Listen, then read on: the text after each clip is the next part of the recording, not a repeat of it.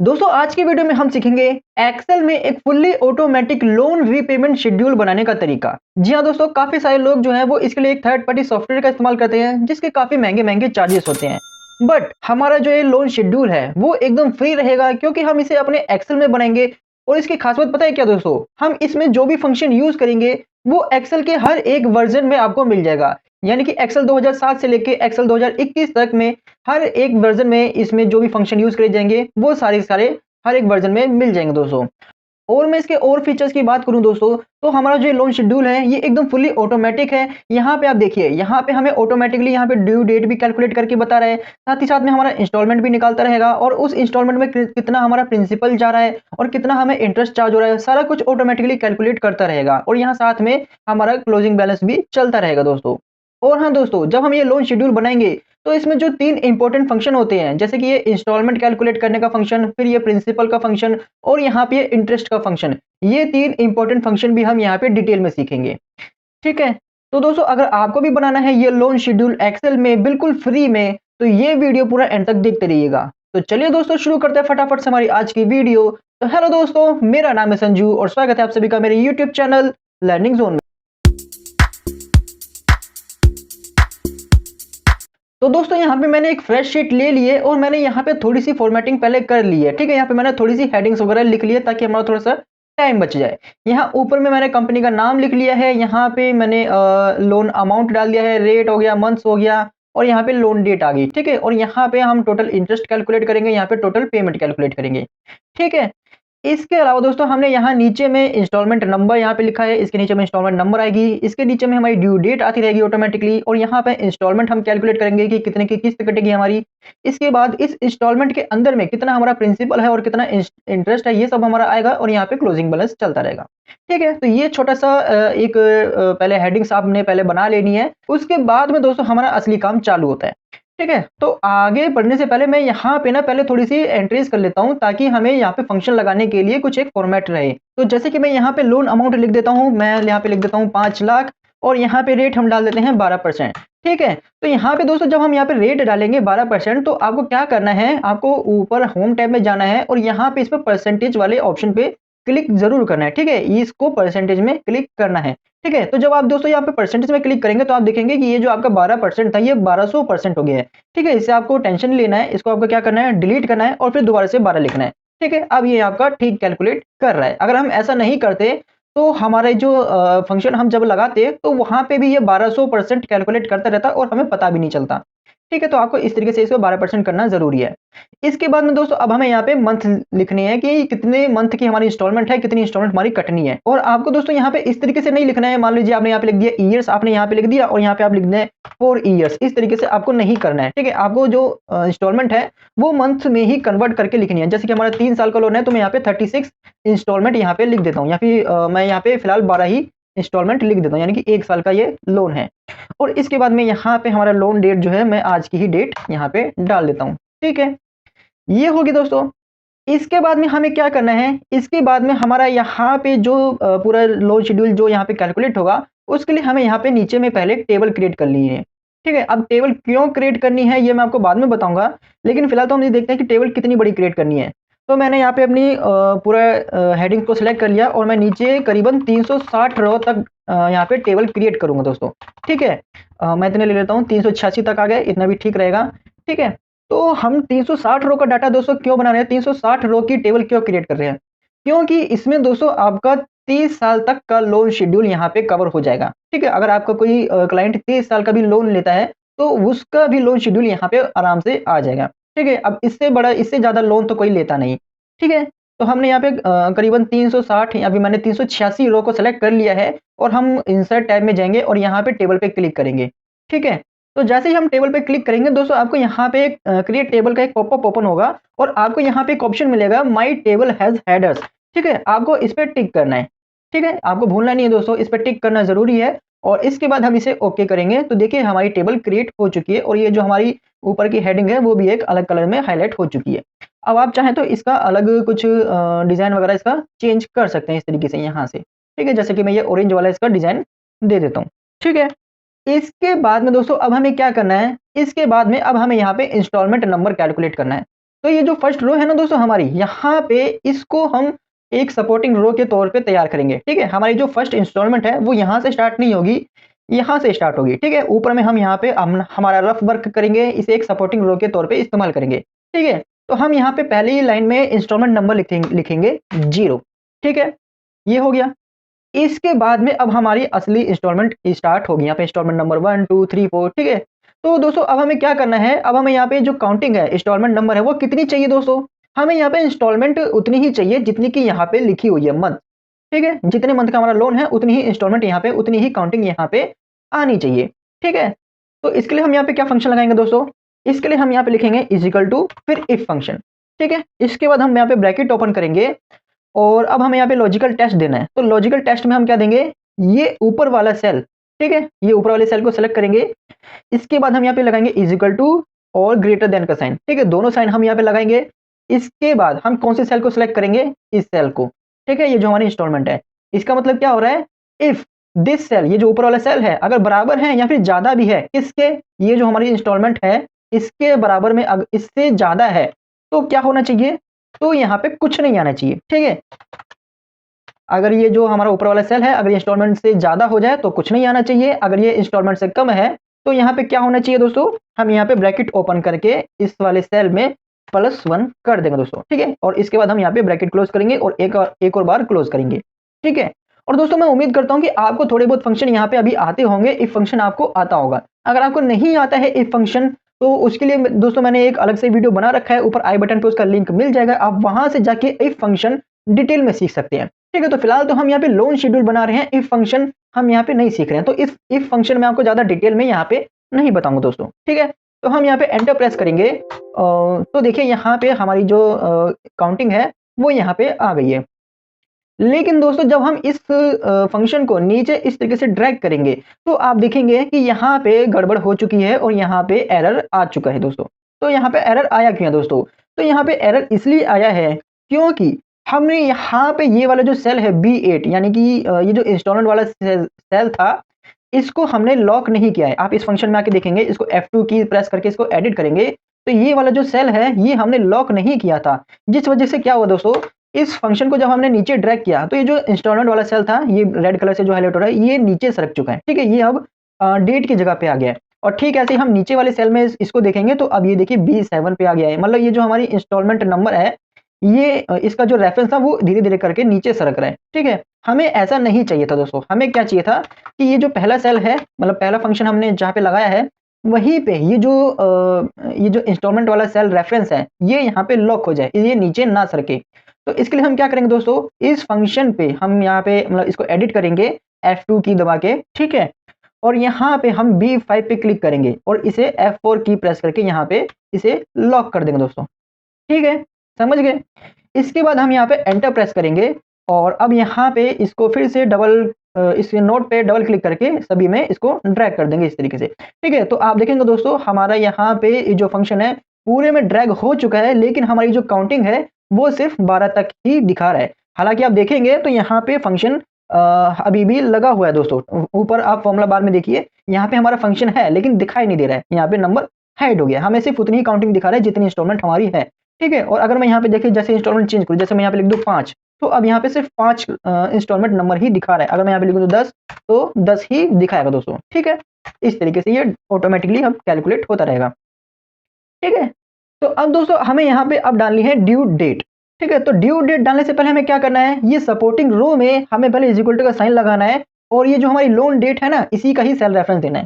ठीक है, इसका रेफरेंस दे दिया और हम एंटर प्रेस करेंगे तो देखिए हमारी जो पहली रो में ये ऊपर वाली डेट तो आ गई है रेफरेंस के थ्रू में, लेकिन उसके नीचे में यहाँ पे ऑटो फिल भी हो गया दोस्तों। ठीक है, तो हमें ये नीचे में जो ऑटो फिल हुआ है ये नहीं चाहिए, तो इसके लिए हम क्या करेंगे, एक बार कीबोर्ड से Ctrl+Z प्रेस कर देंगे दोस्तों। ठीक है, तो नीचे जो ऑटो फिल हुआ था वो अब हट जाएगा, सिर्फ हमारा जो फर्स्ट रो में जो ये ऊपर वाले लोन डेट का जो रेफरेंस था वो ही आया है। ठीक है, ये हो गया। इसके बाद में अब हमें यहाँ पे लगाना है ड्यू डेट का फंक्शन। तो दोस्तों आप देखते रहिए, जो फंक्शन मैं लगा रहा हूँ आपको सेम टू सेम वैसे ही करना है। तो हम यहाँ पे लगाएंगे डेट का फंक्शन। ठीक है, हमने यहाँ पे लगाया डेट, फिर ब्रैकेट ओपन। इसके बाद अब हमें यहाँ पे लिखना है ईयर। ठीक है, तो हमने यहाँ पे लिखा ईयर और फिर ब्रैकेट ओपन करके इस सेल का रेफरेंस देना है और फिर ब्रैकेट क्लोज।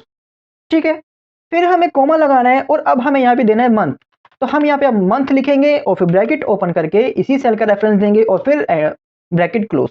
ठीक है, फिर से हम कॉमा लगाएंगे और अब हमें यहाँ पे देखिए डे देना है, तो हम यहाँ पे लिखेंगे डे, फिर ब्रैकेट ओपन करेंगे और इसी सेल का रेफरेंस दे देंगे और फिर से ब्रैकेट क्लोज और एक बार फिर से ब्रैकेट क्लोज करेंगे और एंटर प्रेस करेंगे। तो देखिए हमारी ड्यू डेट आ गई है। लेकिन दोस्तों यहाँ पे प्रॉब्लम ये है कि ये जो ड्यू डेट है ये ऊपर वाली ही सेम टू सेम एग्जैक्टली आ गई है। हमें तो कुछ इस तरीके से ड्यू डेट चाहिए ना कि वो एक एक मंथ आगे बढ़ के आती रहे। जैसे पहले में ये 26 जनवरी है, 26 जनवरी है, तो अगले में ये 26 फरवरी होना चाहिए, फिर 26 मार्च होना चाहिए, फिर 26 अप्रैल होना चाहिए। इस तरीके से एक एक मंथ वाइज ये आगे बढ़ना चाहिए।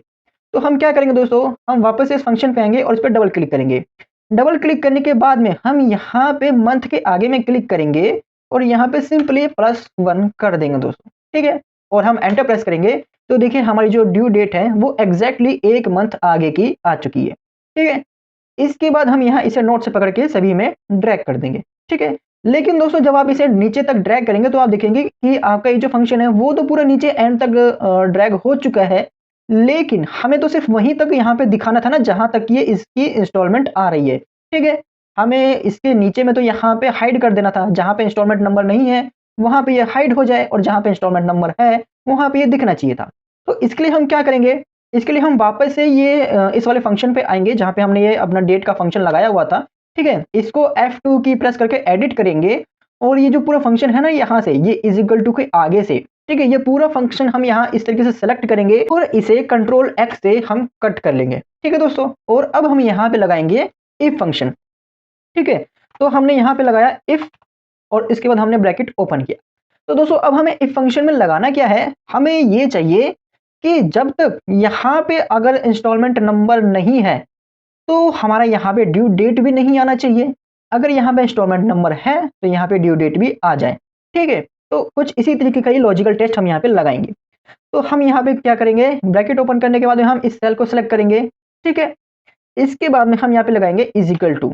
ठीक है, if this cell is equal to blank. ठीक है, अगर यहाँ पे कुछ नहीं है तो ब्लैंक के लिए हम क्या करेंगे दोस्तों, हम यहाँ पे डबल कोट्स ओपन करेंगे और डबल कोट्स फिर से क्लोज कर देंगे। ठीक है, तो यहाँ पे डबल कोट्स के बीच में क्या है, कुछ नहीं, यानी कि ब्लैंक है। तो यानी कि क्या हुआ, if this cell is equal to blank, तो क्या होना चाहिए, तो यहाँ पे भी ब्लैंक आना चाहिए। ठीक है, इस तरीके से हमने डबल कोट्स ओपन किया फिर क्लोज कर दिया तो ये हो गया ब्लैंक। ठीक है, अगर यहाँ पे ब्लैंक नहीं है तो क्या आना चाहिए, तो हम कॉमा लगाएंगे। तो हमने यहाँ पे जो फंक्शन अभी लगाया था जिसको हमने कंट्रोल X से कट किया था वही हम यहाँ पे पेस्ट कर देंगे। ठीक है, समझ गए दोस्तों। अब यहाँ पे क्या किस तरीके से लॉजिकल टेस्ट चल रहा है, यहाँ पे चल रहा है इफ दिस सेल, अगर यहाँ पे कोई भी नंबर अगर नहीं है तो यहाँ ड्यू डेट में भी कुछ नहीं आना चाहिए। अगर यहाँ पे कुछ भी है, कुछ भी काउंटिंग अगर चल रही है तो यहाँ पे क्या आ जाना चाहिए, यहाँ पे जो हमने इतना बड़ा फंक्शन लगाया है वो यहाँ पे आ जाना चाहिए। ठीक है, इसके बाद हम यहाँ पे एक बार फिर से ब्रैकेट क्लोज करेंगे और एंटर प्रेस करेंगे। ठीक है, इसके बाद हम इस फंक्शन को यहाँ नॉट से डबल क्लिक करके पूरे में ड्रैग कर देंगे। ठीक है, तो अब देखिए दोस्तों हमारी सिर्फ उतनी ही ड्यू डेट दिखा रहा है जितनी की हमारी इंस्टॉलमेंट है। हालांकि ये जो फंक्शन है ये और भी नीचे में ड्रैग हो चुका है। ठीक है, आप देखेंगे यहाँ नीचे में भी ये फंक्शन लगा हुआ है, लेकिन सिर्फ दिखा कितना रहा है, जितनी इंस्टॉलमेंट है सिर्फ उतनी ही ड्यू डेट दिखा रहा है। ठीक है, ये समझ गए आप। चलिए, इसके बाद में दोस्तों अब हमें यहाँ पे कैलकुलेट करना है इंस्टॉलमेंट। ठीक है, तो अब दोस्तों आप इस फंक्शन को जरा ध्यान से समझिएगा क्योंकि सबसे ज्यादा इंपॉर्टेंट फंक्शन यही है। अगर आपने इंस्टॉलमेंट निकालने का फंक्शन समझ लिया तो इसके बाद में प्रिंसिपल तो आसान है ही और इंटरेस्ट का फंक्शन उससे भी ज्यादा आसान है।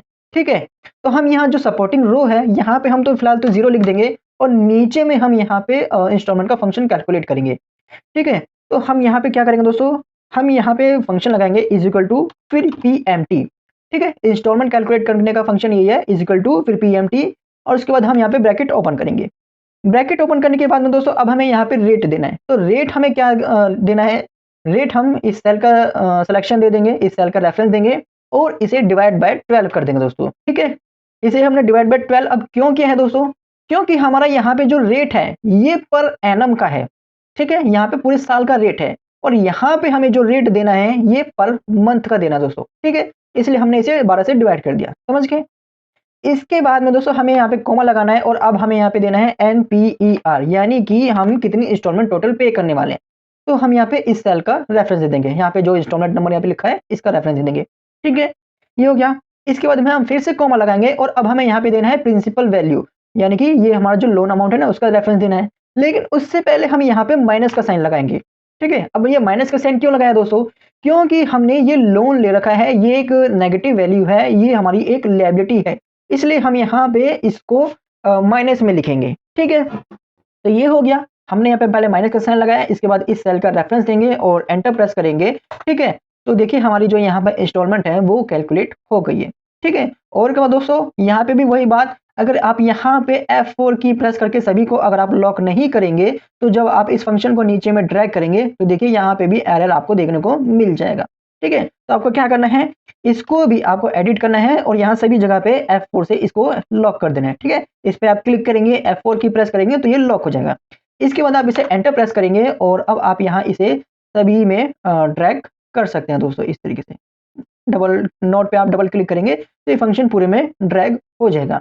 अब दोस्तों यहाँ पे भी वही बात है, हमारे यहाँ पे जो इंस्टॉलमेंट है पूरे एंड तक दिखा रहे हैं, ठीक है। जहां तक हमने ये टेबल बनाई है वहां तक हमें ये इंस्टॉलमेंट दिखा रहा है। तो हमें इंस्टॉलमेंट सिर्फ कहां तक दिखानी है, जहां तक कि हमारी ये जो इंस्टॉलमेंट नंबर है वो चल रही है, वहीं तक हमें दिखाना है, ठीक है। तो हम यहाँ पे भी क्या करेंगे दोस्तों, इसको भी हम F2 से एडिट करेंगे और इतना जो फंक्शन है इसको पूरा सिलेक्ट कर लेंगे और इसे कंट्रोल X से कट कर लेंगे, ठीक है। हम यहाँ पे अब फिर से वही फंक्शन लगाएंगे, इफ फंक्शन लगाएंगे हम यहाँ पे इफ, इसके बाद हम यहाँ ब्रैकेट ओपन करके लॉजिकल टेस्ट देंगे। तो लॉजिकल टेस्ट में हमें क्या देना है, इफ दिस सेल, ठीक है, जो इंस्टॉलमेंट नंबर 1 है, this cell is equal to blank, ठीक है। तो ब्लैंक के लिए हम क्या करेंगे, double quotes open double quotes close, ठीक है। अगर ये इंस्टॉलमेंट नंबर अगर ब्लैंक हो तो यहाँ पे भी ब्लैंक आना चाहिए, ठीक है, समझ गए।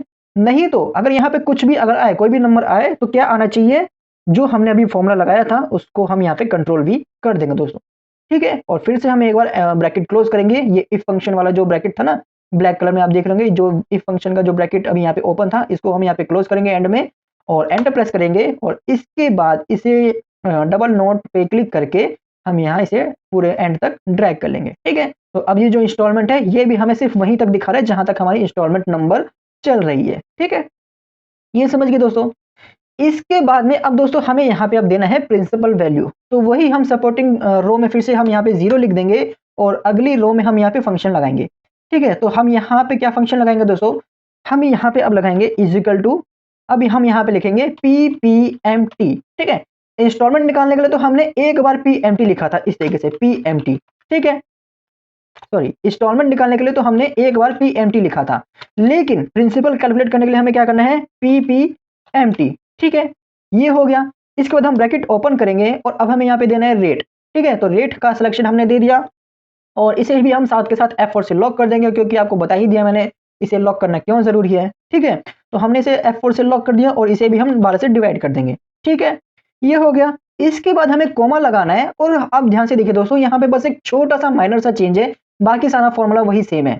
यहाँ पे हमने कोमा लगाने के बाद में अब हमें यहाँ पे दोस्तों हमें लिखा हुआ है PER पर।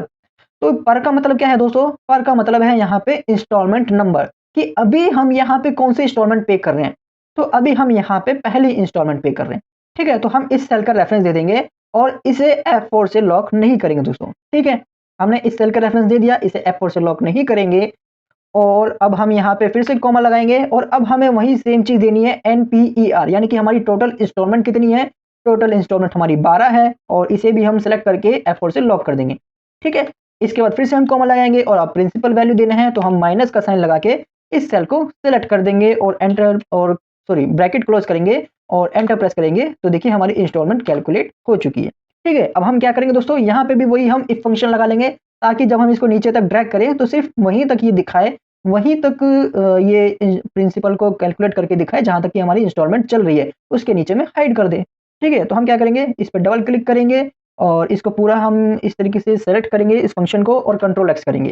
फिर से हम यहाँ पे वही फंक्शन लगाएंगे इफ, फिर ब्रैकेट ओपन करने के बाद में इस सेल का रेफरेंस देंगे और यहाँ पे हम इज इक्वल टू लगाएंगे और ब्लैंक, ठीक है। If this cell is equal to blank तो यहाँ पे ब्लैंक ही आना चाहिए, नहीं तो यहाँ पे जो हमने फंक्शन भी बनाया था वो यहाँ पे हम कंट्रोल V करके पेस्ट कर देंगे और फिर से हम यहाँ पे एंड में एक ब्रैकेट क्लोज करेंगे और एंटर प्रेस करेंगे और उसके बाद हम यहाँ पे इस फंक्शन को डबल क्लिक करके यहाँ नोट पे डबल क्लिक करके पूरे एंड तक ड्रैग कर देंगे। तो दोस्तों यहाँ पे देखिए, यहाँ पे कुछ अभी गड़बड़ हो चुकी है, ठीक है। हमारा यहाँ पे F4 की लगाने के बाद में भी कुछ अभी गड़बड़ हो गई है। हम एक बार चेक करते हैं क्या गड़बड़ हुई है। हम वापस से इस पे जाएंगे और इसे F2 से प्रेस करें, F2 से एडिट करेंगे तो देखिए हमने यहाँ पे क्या गड़बड़ करी है दोस्तों, हमने यहाँ पे ये लास्ट वाले को F4 से लॉक नहीं किया, सॉरी ये रह गया दोस्तों। इसको भी हम F4 से लॉक कर देंगे और एंटर प्रेस करेंगे और इसके बाद इसे डबल नोट पे इसे नोट पे डबल क्लिक करके पूरे में ड्रैग कर देंगे। तो देखिए हमारा ये प्रिंसिपल का फॉर्मूला भी अब ठीक हो गया दोस्तों। ठीक है, अब ऐसे ही दोस्तों हमें इंटरेस्ट भी कैलकुलेट करना है। ठीक है, अब मैं आपको बताऊं दोस्तों इंटरेस्ट का फॉर्मूला कैसा है। इंटरेस्ट का फॉर्मूला बिल्कुल सेम टू सेम प्रिंसिपल का जैसा फॉर्मूला है ना, वैसा ही है। ठीक है, सेम टू सेम है, कुछ भी उसमें चेंज नहीं है। तो हम क्या करेंगे दोस्तों, ये जो प्रिंसिपल का फॉर्मूला हमने लगाया था ना यहाँ पे प्रिंसिपल कैलकुलेट करने का, इसको हम एडिट करेंगे F2 से। ठीक है, और यहाँ पे जो पूरा फंक्शन है ना इक्वल टू से लेके एंड तक पूरा का पूरा इस तरीके से सिलेक्ट करके कॉपी कर लेंगे। ठीक है, अब हमें यहाँ पे इसे कंट्रोल X से कट नहीं करना है, अब हमें यहाँ पे इसे कंट्रोल C से कॉपी करना है। ठीक है, इसके बाद हम यहाँ पे एंटर प्रेस करके इससे बाहर आ जाएंगे। ठीक है, और अब हम यहाँ पे इंटरेस्ट वाली जगह पे आएंगे जहां पे हमने इंटरेस्ट का फंक्शन लगाना है और यहाँ पे हम डबल क्लिक करेंगे। ठीक है, हमें यहाँ पे देखिए दोस्तों क्या करना है, हमें यहाँ पे डायरेक्ट कंट्रोल भी नहीं करना है, हमें पहले यहाँ पे इसे डबल क्लिक करना है, एडिट करना है और फिर यहाँ पे कंट्रोल वी करना है दोस्तों। ठीक है, कंट्रोल वी करने के बाद में ये जो पूरा फंक्शन है वो यहाँ पे एज इट इज आ जाएगा। बस हमें यहाँ पे एक छोटा सा चेंज करना है, यहाँ पे PPMT की जगह पे यहाँ पे सिंपली IPMT कर देना दोस्तों। ठीक है, बस इतना लिख दिया IPMT और यहाँ पे हम इसे एंटर प्रेस करेंगे तो देखिए अब हमारा यहाँ पे प्रिंसिपल की जगह पे इंटरेस्ट कैलकुलेट कर रहा है दोस्तों। ठीक है, इसके बाद हम इसे भी यहाँ नोट पे डबल क्लिक करके पूरे एंड तक इसे ड्रैग कर देंगे। ठीक है, और अगर आपका यहाँ पे इस तरीके से जनरल फॉर्मेट में आ रहा है, करेंसी फॉर्मेट में नहीं आ रहा है, तो आप क्या कर सकते हैं, आप यहाँ पे इस पे क्लिक करके होम टैब में जाके इसका जो फॉर्मेट है यहाँ से सॉरी करेंसी में इसको चेंज कर सकते हैं दोस्तों। ठीक है, और सारा नहीं हुआ तो हम यहाँ पे क्या करेंगे, पूरी रो को सिलेक्ट कर लेंगे, फिर से होम टैब में जाएंगे और यहाँ पे इसको इस तरीके से करेंसी में चेंज कर लेंगे दोस्तों। ठीक है, ये हो गया। और साथ ही साथ दोस्तों अपनी शीट को कंट्रोल S से सेव करते रहना मत भूलिएगा। ठीक है, तो इतना दोस्तों आपको समझ में आ गया। यहाँ तक हमारा जो मेन काम है वो हो चुका है दोस्तों। ठीक है, अब हमें यहाँ पे कैलकुलेट करना है क्लोजिंग बैलेंस। तो क्लोजिंग बैलेंस कैलकुलेट करने से पहले हमें सपोर्टिंग रो में क्या करना है, सपोर्टिंग रो में हमें यहाँ पे इक्वल टू लगाना है और ये जो हमारा प्रिंसिपल वैल्यू है ना इसका सेल रेफरेंस देना है।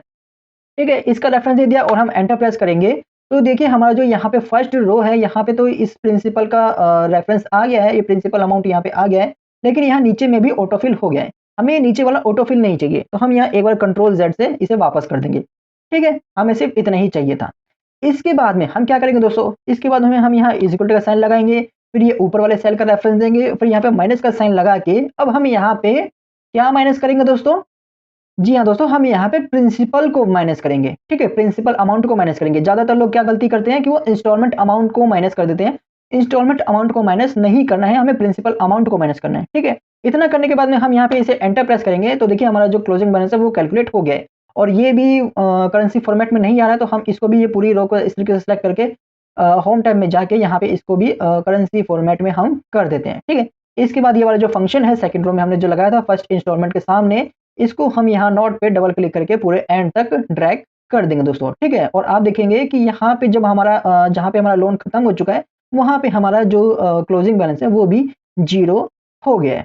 ठीक है, अब यहाँ पे भी हमें दोस्तों वही इफ फंक्शन लगाना पड़ेगा क्योंकि यहाँ पे नीचे में बाकी जगह में एरर दिखा रहा है। तो हम क्या करेंगे दोस्तों, हम फिर से इस फंक्शन पे एडिट करेंगे और इस इतने पूरे को हम यहाँ पे कंट्रोल X से कट कर लेंगे।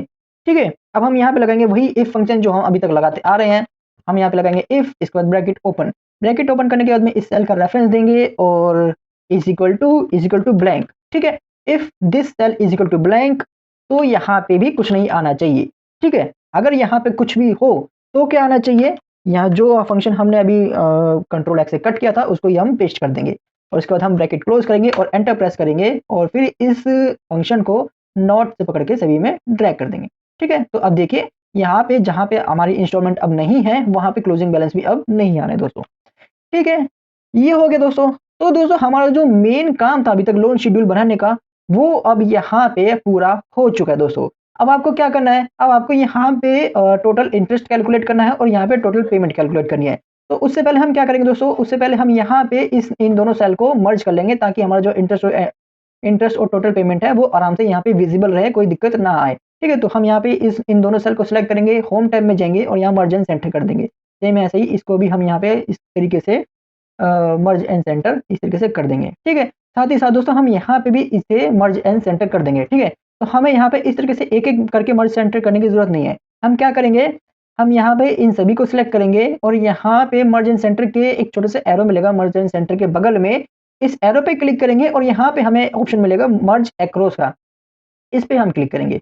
तो इस पे क्लिक करने से क्या होगा दोस्तों, इस पे क्लिक करने से ये जो सारे के सेल थे, वो यहाँ पे एक साथ मर्ज एंड सेंटर हो चुके हैं। सेंटर तो नहीं हुए खैर, मर्ज हो चुके हैं, ठीक है? तो हम यहाँ पे इसे मैनुअली सेंटर कर लेंगे दोस्तों, ठीक है? तो अब हमें यहाँ पे टोटल इंटरेस्ट कैलकुलेट करना है, तो हम यहाँ पे फंक्शन लगाएँगे इज़ इक्वल टू फिर SUM, ठीक है? इसके बाद हम ब्रैकेट ओपन करेंगे और ये जो हमारी इंटरेस्ट है ना, इंटरेस्ट वाली लाइन, इस पे हम सेलेक्ट करेंगे, इस पे क्लिक करेंगे और कंट्रोल के साथ में शिफ्ट बटन दबाएँगे और फिर डाउन एरो की प्रेस करेंगे एक बार। तो देखिए हमारी जो टोटल इंटरेस्ट है पूरा एंड तक यहाँ पे सिलेक्ट हो चुका है, ठीक है? पूरी इंटरेस्ट वाली रेंज हमारी सिलेक्ट हो गई दोस्तों, ठीक है? इसके बाद दोस्तों हम यहाँ पे सीधा ब्रैकेट क्लोज करेंगे और एंटर प्रेस करेंगे, तो देखिए हमारा टोटल इंटरेस्ट यहाँ पे कैलकुलेट हो गया है। और हाँ दोस्तों, अब मैं आपको बताता हूँ कि ये जो मैंने टेबल में इसको पहले कन्वर्ट क्यों कराया था, ये जो हमारा डाटा है, इसको मैंने पहले टेबल में क्यों बनाया था? टेबल में मैंने इसको इसलिए कन्वर्ट कराया था कि जब आप यहाँ पे फंक्शन लगाएँगे और उसे डबल क्लिक करके नीचे तक ड्रैग करेंगे, तो वो पूरा एंड तक बराबर तक पूरा नीचे तक ड्रैग हो जाएगा, ठीक है? कोई ऊपर-नीचे नहीं रहेगा। मान लीजिए आपका जो सीरियल नंबर है वो 300 लाइन तक आ जाए और जो ड्यू डेट है वो 350 तक चला जाए, इंस्टॉलमेंट 400 तक चला जाए, इस तरीके से ऊपर-नीचे गड़बड़ नहीं होगा, ठीक है?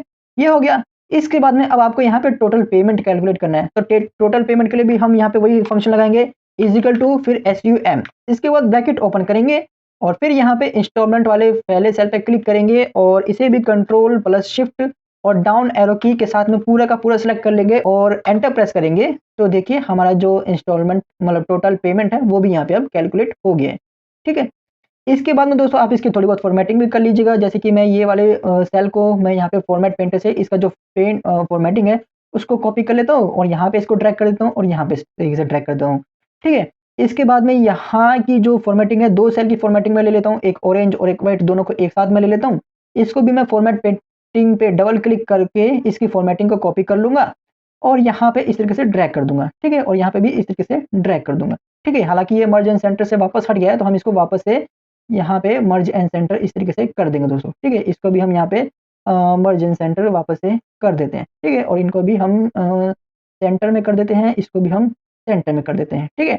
और यहाँ पे अब जो-जो सेल रेफरेंस जैसे थे उसको हम वैसा कर देते हैं, जैसे कि इसको हम करेंसी में सेलेक्ट कर देते हैं, करेंसी में कर देते हैं इसको कन्वर्ट और यहाँ पे जो लोन अमाउंट है इसको भी हम करेंसी में कर देते हैं, लोन अमाउंट भी करेंसी में आ गया। रेट को हम यहाँ पे परसेंटेज में करेंगे और मंथ को हम यहाँ जनरल में ही रहने देते हैं और जो लोन डेट है इसको हम यहाँ पे शॉर्ट डेट में कन्वर्ट कर देते हैं, ठीक है?